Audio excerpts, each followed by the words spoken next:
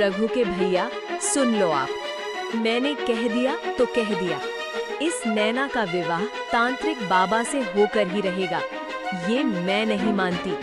नैना दृढ़ आवाज में बोली, नहीं, मैं उस तांत्रिक से विवाह नहीं करूंगी। मैं उसी से शादी करूंगी जिसे मैं पसंद करती हूँ। और अगर आपने जबरदस्ती की तो मैं निशा को लेकर यहाँ से भाग जाऊंगी। तीनों भाई गुस्से में बोला, तेरी इतनी हिम्मत, हमारे सामने भागने की बात करती है? अब तू देख हम तेरे साथ क्या करते हैं। गुस्से में अंधे तीनों भाई नैना को जबरदस्ती उस मायावी तांत्रिक के पास ले जाते हैं। तांत्रिक बाबा ठंडी आवाज में बोले, क्या हुआ? बाबा, हमने इसे बहुत समझाया, लेकिन ये आपसे विवाह के लिए नहीं मानी। ठीक है, तो अब इस दुनिया में इसका आखिरी दिन होगा। नैना रोते हुए बोली, नहीं भैया, मैं आपकी सगी बहन हूँ, मुझे मत मारो, बचा लो। तूने हमें कभी भाई नहीं माना, अब मर, यही तेरी सजा है। नैना रोती रही, तड़पती रही, लेकिन किसी का दिल नहीं पिघला। तांत्रिक जादू करते हुए बोले, अगर ये मेरी नहीं हो सकते तो इसका अस्तित्व भी कोई नहीं देखेगा। और अगले ही पल नैना गायब हो गई। रेखा घबरा कर बोली, बाबा, हम सबको तो झूठ बोल देंगे, लेकिन निशा को क्या बताएंगे? ये जड़ी बूटी उसे सुंघा देना, वो अपनी बहन को हमेशा के लिए भूल जाएगी। तांत्रिक की बात सुनकर तीनों भाई और रेखा एक दूसरे को देखते हैं और फिर चुपचाप वहां से लौट आते हैं।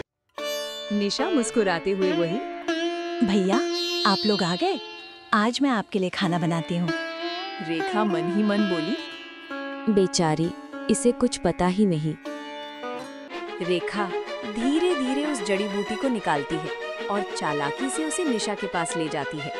रेखा मीठी आवाज में बोली, अरे निशा, ये देख, तेरे लिए खास इत्र लाई हूँ, जरा सूंघ तो सही। निशा भोलेपन से बोली, सच भाभी, मेरे लिए? जैसे ही निशा उस जड़ी बूटी को सूंघती है, उसकी आंखें धीरे धीरे भारी होने लगती हैं। निशा धीरे धीरे बोली, मुझे नींद आ रही है। और अगले ही पल निशा बेहोश होकर जमीन पर गिर जाती है। मनोज घबरा कर बोला, रेखा, ये क्या किया तूने? रेखा हंसते हुए बोली, डरो मत, बस अब इसे कुछ याद नहीं रहेगा। कुछ देर बाद जब निशा को होश आता है, निशा हैरान से बोली, भाभी, भैया, मुझे क्या हुआ था? और ये दिल इतना भारी क्यों लग रहा है? मोहन नजर चुराते हुए बोला, कुछ नहीं, तू बस थक गई थी। निशा सब भूल चुकी थी, यहाँ तक कि अपनी बहन नैना को भी। कुछ दिन बाद समय बीतता गया और निशा अब उसी घर में एक नौकरानी की तरह रहने लगी। रेखा चिल्लाकर बोली, अरे ओ निशा, जल्दी से सारे कपड़े धो और खाना भी बना। निशा धीमे स्वर में बोली, जी भाभी। वो चुपचाप हर काम करती, लेकिन उसके दिल में एक खालीपन था, जैसे कुछ बहुत जरूरी चीज उससे छिन गई हो। एक दिन निशा कपड़े धोने नदी किनारे गई। पता नहीं क्यों मुझे लगता है जैसे मैं किसी को भूल गई हूँ, कोई बहुत अपना। तभी अचानक पास की झाड़ियों में हलचल होती है। काली बकरी प्रवेश करती है। निशा चौंक कर बोली, अरे तुम कौन हो? वो काली बकरी बस चुपचाप निशा को देखती रहती है। निशा धीरे बोली, पता नहीं क्यों तुम्हें देखकर दिल को अजीब सा सुकून मिल रहा है।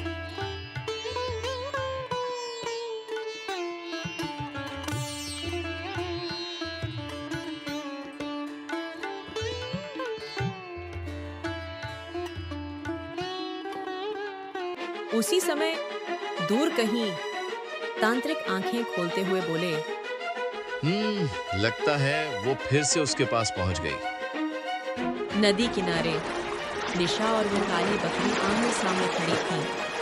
निशा को समझ नहीं आ रहा था कि आखिर इस बकरी को देखकर उसके दिल को इतना सुकून क्यों मिल रहा है। तुम कौन हो और मुझे ऐसा क्यों लग रहा है जैसे मैं तुम्हें पहले से जानती हूँ? बकरी कुछ नहीं बोली, बस उसकी आंखों से आंसू बहने लगे। अरे तुम रो क्यों रही हो? निशा उसके सिर पर हाथ फेरती है। जैसे ही उसका हाथ बकरी को छूता है, निशा के दिमाग में हल्की हल्की तस्वीरें चमकने लगती हैं। निशा सिर पकड़कर बोली, ये क्या हो रहा है? ये चेहरे, ये आवाजें। उसे किसी की आवाज सुनाई देती है। निशा, मैं हूँ। निशा घबराकर बोली। कौन है? लेकिन तभी अचानक एक तेज हवा चलती है। तांत्रिक दूर से मंत्र पढ़ते हुए बोला, नहीं, मैं ऐसा नहीं होने दूंगा। जैसे ही तांत्रिक अपना जादू करता है, निशा के दिमाग में चल रही सारी यादें फिर से गायब हो जाती हैं। निशा थकी हुई बोली, मुझे कुछ याद नहीं, ये सब क्या था? बकरी यह देखकर घबरा जाती है। बकरी मन ही मन बोली, नहीं, मुझे जल्दी कुछ करना होगा, वरना तांत्रिक फिर से जीत जाएगा। उस रात निशा अपने कमरे में सो रही थी। तभी खिड़की से वही बकरी अंदर आती है। तुम फिर से आ गई? इस बार बकरी धीरे धीरे चमकने लगती है। जादुई रोशनी फैलती है। निशा डरते हुए बोली, ये क्या हो रहा है?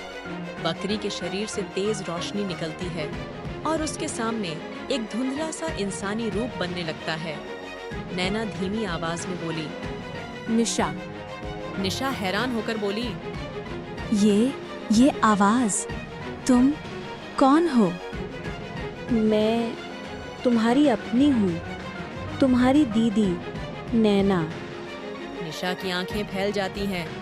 निशा कांपते हुए बोली, नहीं, मेरी कोई दीदी नहीं है। ये झूठ है, तुम्हें सब भुला दिया गया है। नैना अपना हाथ आगे बढ़ाती है। बस एक बार मेरा हाथ पकड़ो, सब याद आ जाएगा। निशा डरते डरते उसका हाथ पकड़ती है। अचानक फ्लैशबैक शुरू होता है।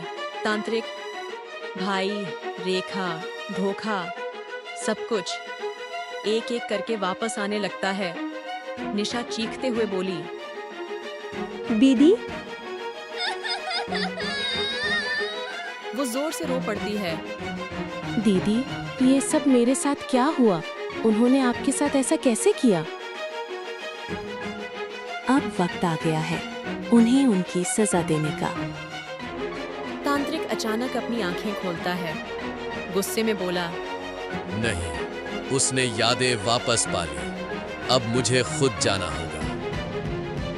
अगली सुबह निशा और नैना तैयार थीं।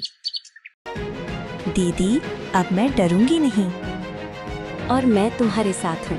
अब कोई हमें अलग नहीं कर सकता। लेकिन उन्हें नहीं पता था कि असली खतरा अब उनके सामने आने वाला है। अचानक आंधी चलती है। तांत्रिक प्रकट होते हुए बोला, तो आखिर तुम दोनों मिल ही गए। निशा गुस्से में बोली, तुमने हमारी जिंदगी बर्बाद की है। अब तुम्हारा अंत तय है। तांत्रिक हंसते हुए बोला, अंत? अभी तो खेल शुरू हुआ है। तांत्रिक जोर से मंत्र पढ़ने लगता है। ओम क्रूराय नमः। अंधकार शक्तियां प्रकट हो। अचानक काली धुंध चारों तरफ फैल जाती है। उस धुंध में से डरावने साए निकलने लगते हैं। निशा डरते हुए बोली, दीदी, ये क्या है? डर मत निशा, ये सिर्फ उसका भ्रम है। नैना अपनी रुद्राक्ष माला को कसकर पकड़ती है।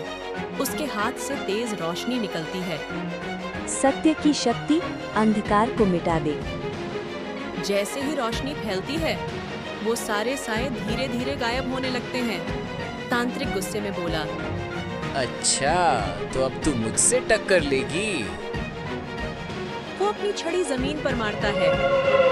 जमीन हिलने लगती है। अचानक जमीन से काले हाथ निकलकर निशा को पकड़ लेते हैं।